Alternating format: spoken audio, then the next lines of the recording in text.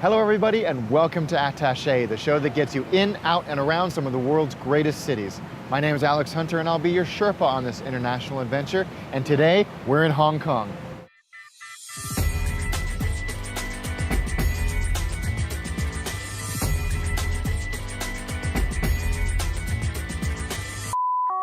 Hong Kong, an almost perfect fusion of East and West, modern and traditional, fast and slow.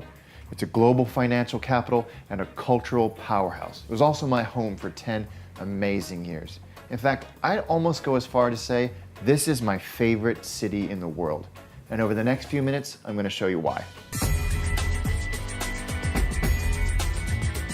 Sadly, the legendary Kai Tak Airport is now closed. So when landing in Hong Kong, you no longer scream over the rooftops of Kowloon, aim straight at a hillside before making a last-minute 47-degree turn and praying you don't run out of runway. Actually, no, today it's rather sedate, but you are rewarded with an amazing airport. Hong Kong International Airport, or CLK as it's sometimes known, is a world-class, modern, efficient airport with some amazing amenities, including a 9-hole golf course and the only Michelin-starred airport eatery that I've ever heard of, Ah Fung's Delicacies, which is before security, so bring your friends. There's also a great hotel attached to the airport, so if you have a layover, even if it's not an overnighter, the Regal Airport Hotel is a fantastic place. They've got a gym which you can use, a spa with some outstanding treatments, and 6 restaurants. So if you just need a place to relax and unwind between flights, this is the place to do it. Okay, so you've landed in Hong Kong. How do you get into town? Let's do the cheapest, fastest, best. The Airport Express, a dedicated high-speed rail link that takes you directly to Tsim Sha Tsui in Kowloon or Central on Hong Kong Island. 100 Hong Kong dollars and only 24 minutes. Again, the Airport Express, 24 minutes to get all the way from the airport into town on sleek, modern trains. You can buy your tickets right in the arrivals hall of the airport or when you get off at Hong Kong Station or Kowloon Station. Really, why are we even doing this? Look, there's only one good way to get from the airport into town, and that's the Airport Express. Taxis are expensive, buses are slow and will only get you to the nearest MTR station. So just jump on the Airport Express, relax, watch the reruns of Just for Laughs, and you'll be in town in no time. As soon as you land in Hong Kong, it's worth getting one of these, an Octopus card, Hong Kong's stored value transit system. Not only does it work on the MTR, buses, ferries, trams, light railways, but also at McDonald's, 7-Eleven, Starbucks, vending machines, even parking meters, as well as other convenience stores and shops. When you get to the airport, you can pick up a 3-day Airport Express Octopus card, which will not only get you from the airport into town and back, but give you 3 days of unlimited travel on the MTR. And that's just 220 Hong Kong dollars, which is actually a pretty sweet deal. If you're flying on Cathay Pacific or a handful of other local airlines, you can check in and drop your bags off up to a day before your flight, without even going to the airport. Hong Kong has arguably the best subway system in the world. The MTR covers most of Hong Kong Island, Kowloon, and even parts of the New Territories. It's cheap, spotlessly clean, and runs with extraordinary punctuality. Now, if you didn't get an Octopus card, then I question your travel sanity, but your travel choices are your own, so weirdo. But if you do need a regular MTR ticket, you can get one at one of those ticket machines behind me. They only take cash, and your fare is determined by how far you're going. The MTR system, while expansive, is actually pretty easy to navigate. The map is reasonably self-explanatory, but what really throws people off is the sheer size of MTR stations. You can meander out of any old exit and be blocks away from your intended destination. So it's a really good idea to consult one of these exit maps to see which exit corresponds with where you actually want to go, and so you don't end up on the wrong side of a 4-lane highway. Oh, and one other thing about the MTR, do not eat or drink on it. There's a reason why it's spotlessly clean, so don't crud it up with your coffee cups and your pixie sticks. Oh, and there's a $2,000 fine if you get caught. Taxis are everywhere in Hong Kong. They're clean, efficient, and pretty cheap compared to a lot of other big cities. But here's something unique about Hong Kong taxis. They're color-coded depending on the region they serve. You're most likely to see red taxis. They're the most prevalent. But blue taxis are limited to Lantau Island in the airport, and green taxis are limited to the New Territories. This will only really be a problem at the airport when you have to pick which taxi line to go into. When in doubt, use a red taxi. There's a few things to remember about riding in a taxi in Hong Kong. You are required by law to wear your seatbelt, so buckle up. Some taxis take Octopus cards and credit cards, so look for this sticker on the outside before you get in to figure out if yours does. And if you go from Hong Kong Island to Kowloon side or vice versa, the return toll will be included in your fare, so don't be surprised by that. You can hail a taxi the old-fashioned way, grab one at a taxi rank, or actually even hail one with Uber, which also has a big presence here. But frankly, in this city of taxi ubiquity, if you can't find one the old-fashioned way, I question your place in modern society. The MTR and taxis will zip you around Hong Kong quickly and easily. But if you have a moment, jump on the Star Ferry, even if you have no reason to cross the harbor. It's only 25 US cents for the 11-minute crossing, and you'll be rewarded with breathtaking views of Hong Kong. And maybe more importantly, a moment to just sit back and really appreciate this wonderful city. So I'm staying at the Hotel Icon in Tsim Sha Tsui, which is a great hotel in a great location. And one of the things that makes it a great hotel is this. This is a smartphone that comes with your room, which is cool in of itself. But you also get unlimited data roaming. So you can go out into the city, you've got maps, you've got where to eat, which we'll tell you later. But you also get free local and international calls to 25 countries, unlimited. Now, I don't know about you guys, but I have never seen anything like that. So this is one of the coolest hotel features that I've ever seen. This is it, people. We are in the single greatest food city on the planet. Don't agree with me? Brace yourselves. We are going to go on a culinary adventure that is going to settle this once and for all. Quick, Greg, to the nearest McDonald's. Yes, we are going to McDonald's. Want to know why? Hong Kong has the cheapest McDonald's in the world. And they deliver. And they serve breakfast all day. This is a civilized city that doesn't put constrictions on my breakfast sandwiches. Now you tell me this isn't the greatest food city in the world.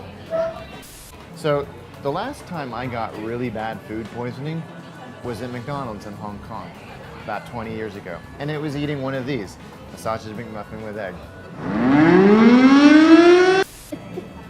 I laugh at you, food poisoning. As you guys know, everywhere in the world that we visit, we try something new at McDonald's. You have to see what Greg got. I got an egg McMuffin because it's breakfast and it's 2 o'clock in the afternoon. Look what Greg got. This is the black burger, and it literally is. Try it. All right. I'm gonna try it too. Oh, there's bacon. Oh my God. How do I even describe that other than black? But black isn't a flavor. It's not bad. I'll eat it. But we can't just stand around extolling the virtues of McDonald's while we're in the world's greatest food city. Let's eat. Eating out is part of Hong Kong life. There are restaurants, food stalls, markets, and snack shacks all over the place. 24,000 to be precise. Let's go find some great Hong Kong food. Ask me where the cheapest Michelin-starred restaurant in the world is. Greg, ask me where. It's right here in central Hong Kong. Tim Ho Wan is literally the cheapest Michelin-starred restaurant in the world. Now, as you can see, crazy busy. And it's 3 o'clock on a Saturday afternoon, so be prepared to wait. But I promise you, the wait is worth it. Now, if you're gonna order anything, make sure it's the barbecued pork buns. They are famous for them, and I cannot tell you how amazing they are. Everything there is good. Obviously, it has a Michelin star, but the buns.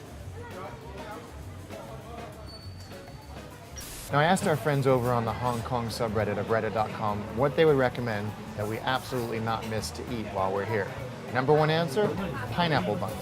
Now, embarrassingly, despite being honorary locals, neither Greg nor I have tried these, and we're about to fix that right now. We've jumped in from a rainstorm into a bakery here in Wan Chai, and I'm told that these are supposed to have well, there's a pineapple bun, a stick of butter, and it actually, oh, look at that. Beautiful. Let's try this. Oh my God. Wow. Okay, Reddit, you were right. Again. This is amazing. So as you can see, this food segment is a little longer than the ones we've done in the past. But Greg and I are pushing through the meat sweats because this city has such a strong food culture and so many great things to eat that it would be an injustice for us not to work through the searing chest pain that I'm experiencing and crack on and show you everything that this amazing city has to offer. So let's go check out what to eat in Hong Kong.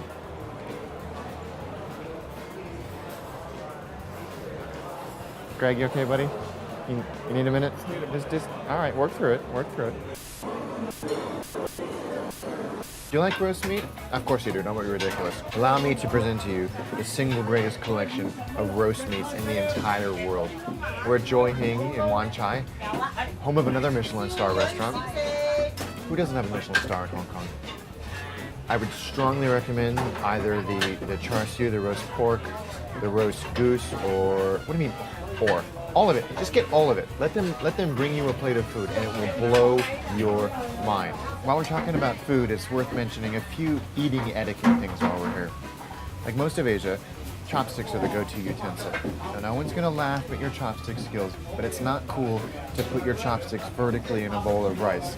It's reminiscent of the incense used at funerals and it has connotations of death, so awkward. Also, don't use chopsticks to move non-food items around the table. Bowls, plates, phones, small children, that type of thing. Hong Kong uses the Hong Kong dollar, which is pegged to the US dollar. More on that in a second. Now, there are 100 cents in the dollar, but you're rarely going to see anything smaller than a $1 coin. 50 cents at a stretch. In fact, it's coins all the way up to $10 where these notes take over. As I mentioned earlier, the Hong Kong dollar is on a fixed exchange rate with the US dollar. So that means 10 Hong Kong dollars will always be $1.29 US. Hong Kong is often considered one of the most expensive cities on the planet. And there are parts that are excruciatingly pricey. Don't even think about buying property here. That said, there are parts that are relatively cheap, especially if you know where to look. Let's do the rundown. A cup of coffee will cost you around $28. A pint of beer will cost you around $60. And for the most reliable indicator of a nation's cost, the good old Big Mac, that'll cost you $18.80. And that, my friends, is the cheapest in the world. So you know how I always rib my American friends for their lack of chip and pin credit cards? I have good news. It won't make a lick of difference here in Hong Kong because they don't use the chip and pin system for credit card transactions. For anything over $200, you'll be asked to sign the back of a form just like in olden times. And they will compare the signature on the back of your card to what you write on the piece of paper. They won't ask for your ID. But despite that hoopla, credit cards are widely accepted here. But it is always a good idea to have a little bit of cash on you in case you stumble across the bargain of the century at one of the many, many, many outdoor markets here. Tipping, our favorite subject. Dare we open this disgusting can of worms again? Yes, because we have to. But the good news is, tipping in Hong Kong is actually pretty rare. Visitors aren't expected to do it. Even in restaurants, it's rare. And in those few cases where it does happen, a 10% charge is automatically added to your bill. In taxis, just round up to the nearest dollar. In hotels like this, room service, $10 or $20. Porter service, $10 or $20. That's it. See, if we work together, we can get through anything. One more thing to remember, and I get asked this a lot. When you're paying for something with your credit card, you'll be handed the terminal and you'll see an option to pay in Hong Kong dollars or your local currency. Always choose Hong Kong dollars because then you'll get a rate that's negotiated by Visa and MasterCard through their network. If you choose your own currency, expect to pay 3 to 4% more on top of your local card's issuing fees. That is what we call a pro tip, people. Write it down. Hong Kong has some of the best shopping in the world. So if you have an hour or two and you need to smash through that shopping list, you've come to the right place.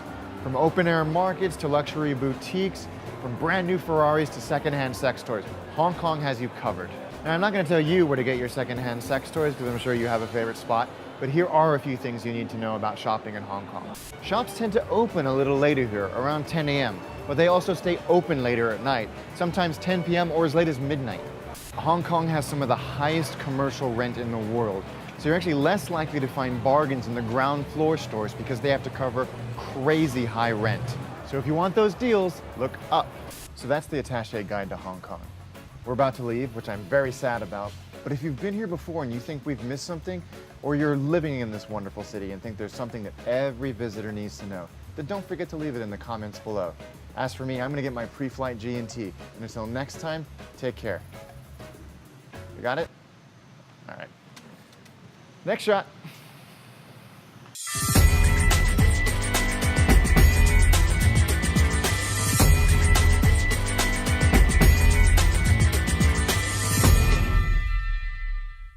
Hello, everybody, and welcome to Attaché, the show that gets you in, out, and around some of the world's greatest cities. My name's Alex Hunter, and I'll be your Sherpa on this international adventure. And today we find ourselves in Hong Kong. Did that look real? Are we good? Maybe we can just shoot the whole episode in the hotel.